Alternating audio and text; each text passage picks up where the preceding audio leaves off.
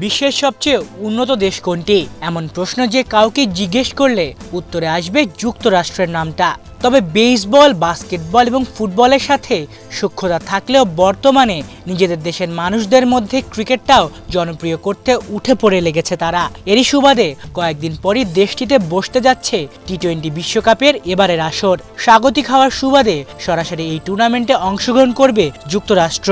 এর আগে প্রস্তুতি হিসেবে আজ থেকে বাংলাদেশের বিপক্ষে 3 ম্যাচের টি-20 সিরিজ খেলবে তারা। তবে অবাক করার মতো বিষয় হলো এই দলের সবাই বিদেশি।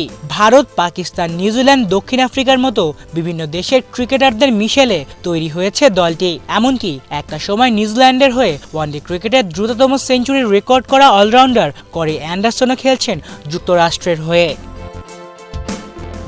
দলটির অধিনায়ক মোনাং প্যাটেল একসময় খেলেছেন গুজরাট অনূর্ধ্ব-19 দলে। ভারতীয় ক্রিকেটে জায়গা করে নিতে না পারায় পাড়ি জমান মার্কিন মুলুকে। তার সাথে একই পথ ধরেছেন হারমিত সিং, মিলিন্দ কুমারের মতো ভারতে জন্ম নেওয়া বেশ কিছু ক্রিকেটার। এই দলে সুযোগ পাওয়া বেশিরভাগ ক্রিকেটারই ভারতীয় বংশোদ্ভূত। তাদের আবার বেশিরভাগেরই অভিজ্ঞতা আছে ভারত অনূর্ধ্ব-19 দলে খেলার।